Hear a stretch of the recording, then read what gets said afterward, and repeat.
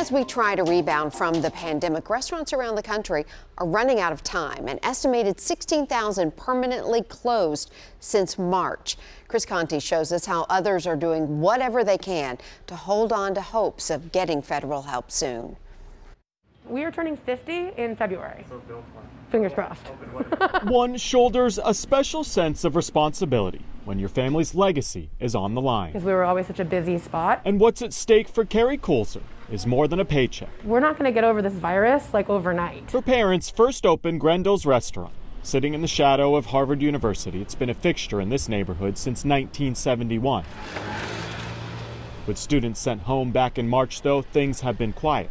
She's run out of PPP funding and running on empty. The dominoes are going to fall. I mean, without some kind of support, some kind of stimulus, all facets of the economy are going to struggle, and it's just needless. We have our Grendel's face masks. Like restaurant owners around the country, this 50-year-old has tried to get creative, from outdoor screened-in pods for dining to a new line of to-go cocktails and trail mix. I needed to better blend our Mayan mix. But Carrie knows mixed drinks aren't going to keep her afloat forever. We need more forgivable loans. Politicians in Washington are at a stalemate over another round of funding, something especially troubling to Carrie, who saw an immediate impact from those first round of stimulus checks. The moment people started getting their unemployment stimulus checks, we started to see an uptick in business. The minute they went away, we saw it fall down. The restaurant industry is in a really unique challenge right now. We were the first industry to be shut down by state and local governments. We're going to be the last to fully recover. That's Sean Kennedy. He's with the National Restaurant Association.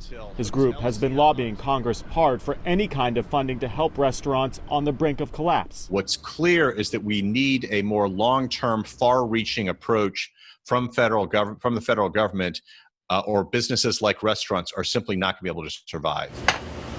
Historically, restaurants have the lowest amount of cash on hand compared to any industry in the country. Most restaurants only have enough cash to get by for 16 days. And nationwide, more than 100,000 restaurants have had to shut down for a second time. We've lost more jobs and more revenue than any other industry right now. That needs to be a big alarm bell here in Washington. We really will need to have some assurances that we're going to get some kind of government assistance.